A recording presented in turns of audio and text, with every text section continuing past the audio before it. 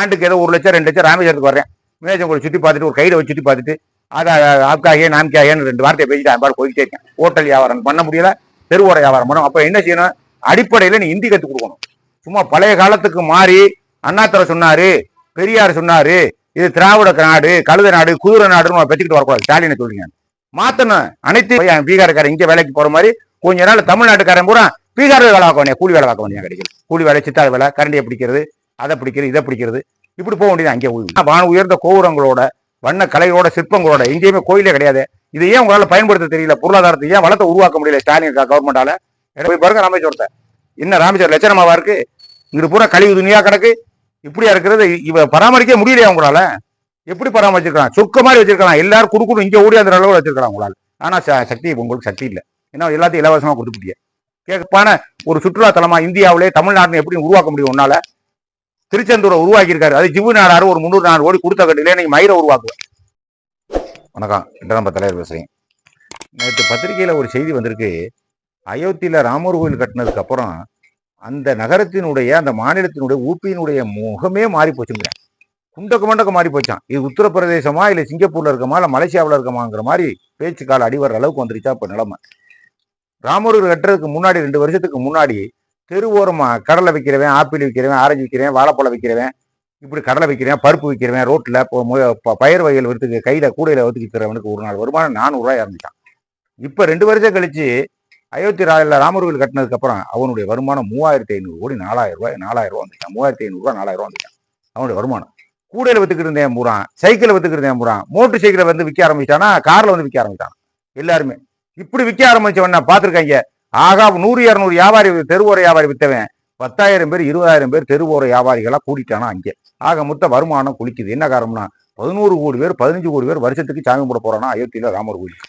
ஆக அந்த மாநிலமே மாறி போச்சு. மொத்த இந்தியாவில் இருக்கக்கூடிய மொத்த இந்துக்கள் கிட்டத்தட்ட 100 கோடி பேர் போகக்கூடிய இடமா அதை மாத்திட்டாங்க. அதனாலே வந்துருச்சு. அது போக 40,000 ரூபாய் வித்த சென்று 35 லட்சமா 30 லட்சமா இங்க இப்படி ஏறி போச்சான். அயோத்தியில ஒண்ணுமே கிடையாது. ராமர் வாழ்ந்த ராமர் பிறந்த இடம்னு சொன்னாங்க. வேணா ஒரு கோயிலை கட்டினாங்க, குமிய ஆரம்பிச்சிட்டாங்க. 10 கோடி 20 கோடி ஜனங்கள் குமிய ஆரம்பிச்சாங்க. நெட் ரூமே கிடைக்கலையா. 5 ஸ்டார் ஹோட்டல் 3 ஸ்டார் ஹோட்டல் தான் பூராமா கட்டிக்கிட்டு இருக்கானா. ஆனா ரூமே கிடைக்கல. ஆன்லைன்ல புக்கப் பண்ணாதான் கிடைக்குதாங்க.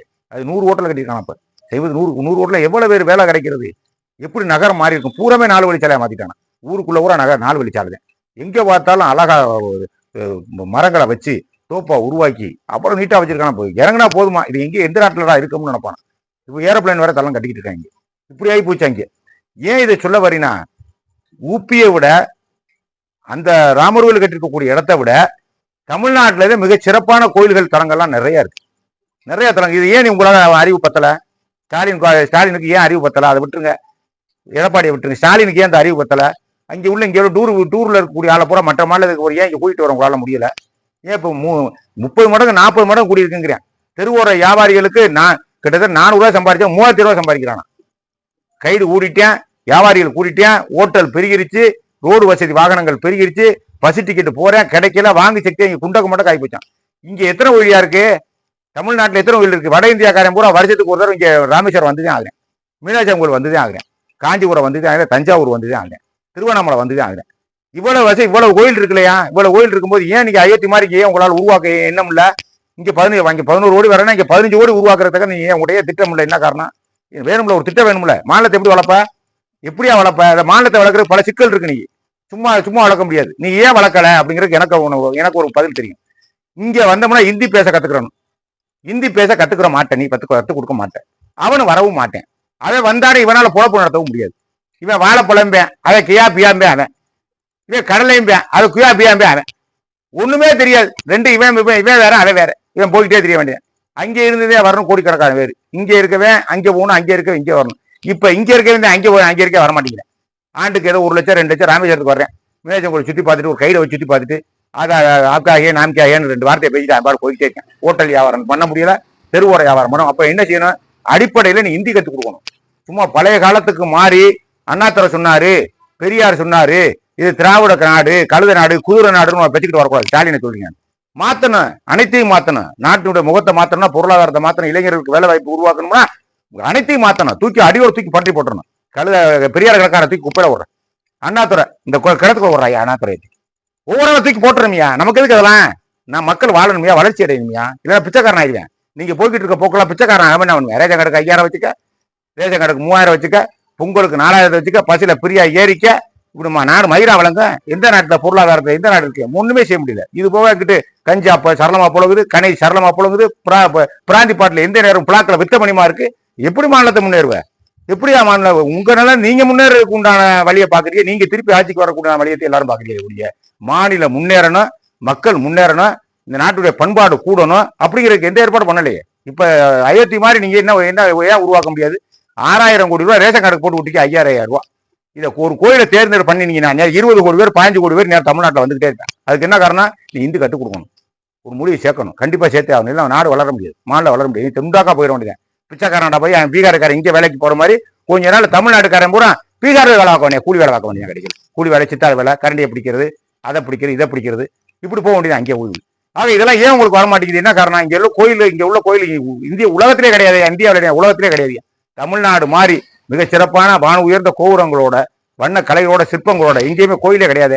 இதை ஏன் உங்களால பயன்படுத்த தெரியல? பொருளாதாரத்தை ஏன் வளத்தை உருவாக்க முடியல? ஸ்டாலின் கவர்மெண்டால. எடப்பாடி 4 வருஷம் அவர் முடிஞ்சு வச்சு அவர் விட்டுருங்க. உங்களுக்கு எந்த மண்டலமே இல்லை 2 பேருக்கும். எதுக்கு வெட்டியில நான் பேசிக்கிட்டேன்? உங்க 2 பேருக்கு எந்த ஐடியாவும் இல்லை. மணல்லாம் நமக்கு எவ்வளவு கிடைக்கும்? கணிச்சு வித்தா நமக்கு எவ்வளவு கிடைக்கும்? பிராந்தி பாட்டில் டாஸ்மார்க் போகாம நேரடியா கடையில உணர்ந்தாரு நமக்கு எவ்வளவு கிடைக்கும்? நீங்க பேச மீட்டிங் போட்டு பேசக்கூடிய பேச்சை இதுதான். முதலமைச்சர், அமைச்சர், அதிமுக கூட்டணியில தலைமை, திமுக கூட்டணியில தலைமை, இப்படிதான் பேச. நமக்கு என்ன கிடைக்கும்? நாடு வாழுது தொலைதுரா, அதை விடுற. நமக்கு பேசுற நம்ம பெட்டிக்கு எவ்வளவு வரும்? டாஸ்மார்க்கு 2000 கோடி நட்டம் வரும், நமக்கு 5000 கோடி வரும். டாஸ்மார்க் கணக்கு முன்னாடி நம்ம கோயிலுக்கு 5000 கோடி வரணும் திட்டம் போடுறோம். இப்படித்தான் போடுறீங்க. அத ஒரு மாநிலத்தை வளர்க்கறதுக்கு நீங்க என்ன திட்டம் போட்டீங்க? நீங்க போய் பாருங்க ராமேஸ்வரத்தை. என்ன ராமேஸ்வரம் லட்சணமாவா இருக்கு? இங்க பூரா கழிவு துணியா கிடக்கு. இப்படியா இருக்கிறது? இவ பராமரிக்க முடியலையா உங்களால? எப்படி பராமரிச்சிருக்கலாம்? சொக்க மாதிரி வச்சிருக்கலாம். எல்லாரும் குடுக்கணும் இங்க ஓடி அந்த அளவு வச்சிருக்கலாம் உங்களால. ஆனா சக்தி உங்களுக்கு சக்தி இல்லை. ஏன்னா எல்லாத்தையும் இலவசமா கொடுத்துட்டீங்க. கேட்கற பூரா மிட்டாய், பிஸ்கட்டு, ரொட்டி, முட்டை, பால்னு கொடுத்து புரிய எல்லாத்தையும் கொடுத்துட்டா இங்க எப்படி ஒரு கோயில் எப்படி உருவாக்குவ? ஒரு மாகாணத்தை எப்படி உருவாக்குவ? சிறப்பான ஒரு சுற்றுலா தலமா இந்தியாவிலே தமிழ்நாடு எப்படி உருவாக்க முடியும் உன்னால? திருச்செந்தூரை உருவாக்கி இருக்காரு. அது ஜிவு நாடாரு ஒரு 300 கோடி கொடுத்த கட்டில நீங்க மயிரை உருவாக்குவேன். சிவு நாடார் என்ன கொடுத்தாரு? 300 கோடி கொடுத்தாரு. 300 கோடி ரூபாய் கிடையாது தெரியுமா? ஒரு கோயில ஒரு புனரமைக்கிறதுக்கு உலகத்துல இருக்கக்கூடிய, இந்தியாவில் இருக்கக்கூடிய சுற்றுலா பயணிகளை பூரா இழுக்கிறதுக்கு 300 கோடி ரூபாயே கிடையாது. 10,000 கோடி ஒதுக்கணும். 10,000 கோடி எடுத்து சுத்தி இருக்கக்கூடிய கடையில பூரா இடிக்கணும் போது. மீனாட்சி அவங்க இருக்கக்கூடிய கடையை பூரா அது இடிக்கணும் போது. பூரா 200 கிட்டத்தட்ட ஒரு 500 அடி எல்லாத்தையும் எடுத்துரு. மீனாட்சி உங்களை சுத்திலும் எடுத்து கிளீன் பண்ணணும். கிளீன் பண்ணாதே உலகத்தில் இருக்கக்கூட இங்க வந்து சேருவேன். வேலை கிடைக்கும், எல்லாத்துக்கும் வேலை வெட்டி கிடைக்கும், வருமானம் கூடும். எவ்வளவு திட்டங்கள் போடலாமையா? இன்னும் காலம் போன காலத்துல இன்னும் கத்துக்கிட்டு வெட்டியில போய் காதை கொடுக்குறீங்க. பசில சும்மா ஏறு. அவர் ஆண்களுக்கு பெண்களுக்கு போய் நீ ஆண்கள் ஏறு. அது தேர்தல் அறிக்கை பாத்தியா? லட்சணத்தை பாத்தீங்களா? நீ ஆண்களை ஏறு. மலையை தோண்டாத, மண்ணை தோண்டாத. அவங்க மலையை தோண்டாத, மண்ணை தோண்டாதுங்கிற நம்ம நோக்கம் இல்ல. மலையும் தோண்டு, மண்ணையும் தோண்டு. ஆனா நியாயமா அரசாங்க கஜானாவுக்கு பணம் வரும் ஏன் கொள்கை? மலையும் தோண்ட, மண்ணு தோண்ட எப்படி வீடு கட்டுறது? என் கருத்து அதுதான். மற்ற கொள்கை வேற. சீமா பேசுற மாதிரி சும்மா வரட்டு கத்த நான் விரும்பல. வீடு கட்டுறதுக்கு வழி 1 கோடி கொத்தனார் இருக்கேன். அவனுக்கு வழி என்ன? சிமெண்ட் அவனை வச்சுக்கிட்டு தான் தயாரிச்சுக்கிட்டு இருக்கேன். அதுக்கு வழி என்ன? அதுக்கு என்ன? கம்பி யாரு கட்டுவா? மணல்னா கம்பியை உற்பத்தி பண்ணணும். கம்பியை உற்பத்தி பண்ணணும். அப்ப லாரி டாக்ஸி ஏத்துறவன் இறக்குறவன் சிமெண்ட் ஏற்றி தான் புழைக்கிறேன். ஏத்துறவன், இறக்குறவன், டிரைவரு, கண்டக்டர், ஓனர் எப்படி டீ வெட்டுவேன்? உனக்கு மயிரா டீ வாங்குவேன்? இவ்வளவு பிரச்சனை இருக்கு. அதனால நான் அதுக்குள்ள நான் வரல. நான் வந்து எல்லாமே அழுத்தி ஆகணும். மக்களுக்கு தேவையான எல்லாம் அழுத்தி ஆகணும். வேற வழியே கிடையாது. அப்படி இல்ல அல்லனா அப்புறம் கூரை வீட்டில் வாழ சொல்லணும். கவர்மெண்ட் பாடம் எடுத்து இங்க வா, இது நம்ம பண்பாடு கிடையாது, தமிழர் பண்பாடு கிடையாது. 4 மூலை தட்டினதே நம்ம ஐயாக்கெல்லாம் வாழ்ந்திருக்கேன். 10 மாடி கட்டடத்தை வாழக்கூடாது, மார்பல் போடக்கூடாது, கிரானைட் போடக்கூடாது. அப்படி போட்டு நீ வளர்க்கணும். அப்படி போட்டு நீ இப்ப பிரசங்கம் பண்ணணும். அப்பதான் அந்த மழை இருக்கும், மண்ணு இருக்கும். அது வாழ முடியுமா? உன்னால வாழ முடியாது. அப்புறம் எப்படி மண்ணு அல்லாம இருப்பேன்? எப்படி மழையை குறையாம இருப்பேன்? நீ சொல்லு. சீமானுக்கே நான் கேட்கிறேன். முட்டடியா பேசக்கூடாது. பேசுனா நியாயம் இருக்கணும் ஒரு பேச்சுல. நம்ம பேச்சு அதுதான். அதனால ஒரு சுற்றுலா மாநிலமா இந்தியா உருவாக்குனதை விட தமிழ்நாடு உருவாக்குனீங்க. கோட்டை வெட்டியிலப்பா கிடைக்கிற 5 வருஷம் ஆட்சியை வீணாக்கிட்டீங்க.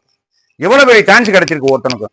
எடப்பாடி சும்மா தெரிஞ்சாரு. எடப்பாடி பக்கம் அந்தாத்துக்கு முதலமைச்சர் கடைசியில் வெட்டியில போய் ஓபிஎஸ் பன்னீர்செல்வத்தோட சண்டை விட்டு, திணறோட சண்டை, சசிகலா சண்டை விட்டு 4 வருஷம் வெட்டியா போனதே மிச்சம். இவரு கடைசியில் அதுக்கு சும்மா ஒருத்தி, இதுக்கு சும்மா ஒருத்தி, வீணா போனதே இந்த ஆட்சி வீணா போச்சு. நீ அடுத்த ஆட்சி வந்து என்ன பண்ண போறீங்க சொல்லுங்க? என்ன உங்களோட திட்டம்? எதிர்கால திட்டம் என்னையா இருக்கு? இளைஞர்களுக்கு வேலை கொடுக்குற திட்டம் என்னையா இருக்கு? இதெல்லாம் யோசிங்க. இப்பெல்லாம் இருந்தா காலம் தள்ளாதப்பா. நாடு நொடிச்சு போவோம். தமிழ்நாட்டில் இருக்க பூரா மூட்டை முடிச்சோட கட்டிட்டு வெளி மாநிலத்துக்கு 5க்கு 10 கூலி வேலை பார்க்க போண்டியது.